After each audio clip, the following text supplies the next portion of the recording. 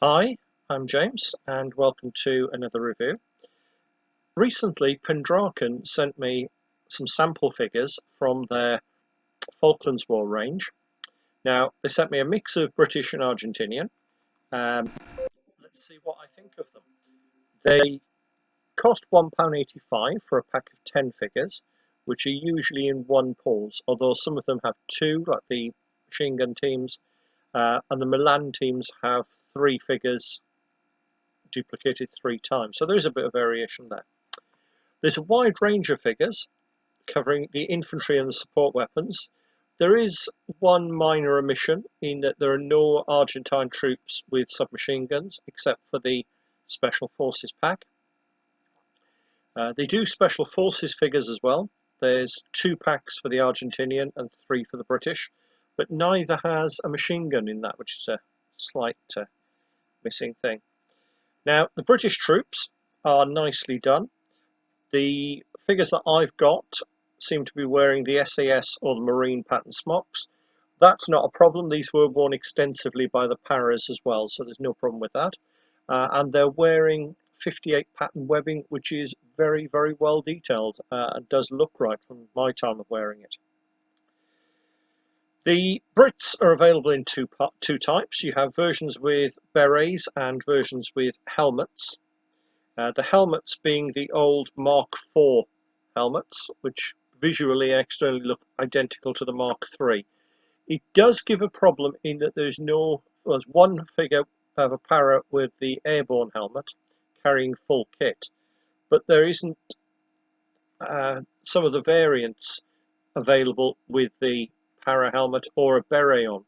So there are a couple that only have the Mark III helmet, which is the 81 and 50mm mortars, firing the Law Prone, which is quite a nice figure. The Bren guns, which were definitely used extensively by the Marines and the Paras, so that is a bit of an omission. The Sustained Fire GPMG teams, same for that. And there is also an interesting figure with an M79, which was issued to the Welsh Guards. So I can live with that one just being in a helmet.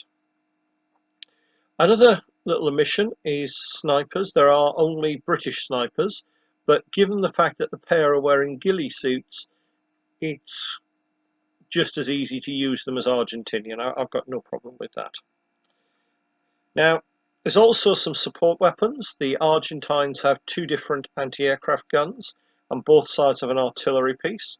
There's also a collection of vehicles. For the Argentines, there's the LVPT-7 and the AML-90. And for the British, there's a BV-202, which is oddly listed as a BV-206 in the catalogue. It is actually a BV-202. You can tell by the fact that it's got the cab at the rear of the front section. The British have also got a Scorpion and a Scimitar. Not exactly many of these used, and there's no anti-armour battles during the war, so generally you'll find, unless you're doing a what if, you'll only need armour on one side, if any. And the British have also got Land Rovers. The only thing I think that I'd like to see for that are some of these civilian tractors that were used extensively by the British for moving stores up.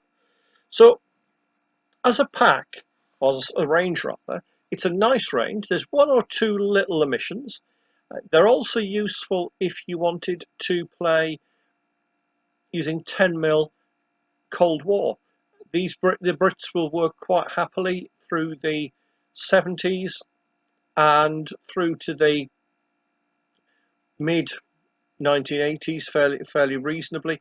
You could push them even towards the end of the 1980s for perhaps TA units and things like that. We'd have the older helmets instead of the later helmet that was introduced. Overall, I really love these figures. Like I said, they were sent to me free of charge, but I think that's been a very good marketing move by Pendraken, because I actually do intend to buy some armies for both, and hopefully at some point I will actually finish writing up a rules supplement for 7 Days to the River Rhine to use them. Hope that's been useful for you. Let me know what you think in the comments, and anything else that you'd like me to review. See you soon for another review.